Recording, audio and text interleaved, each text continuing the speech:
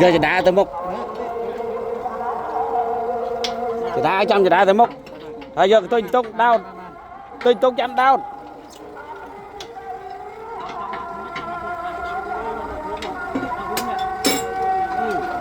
chăm thề cho mày thề món à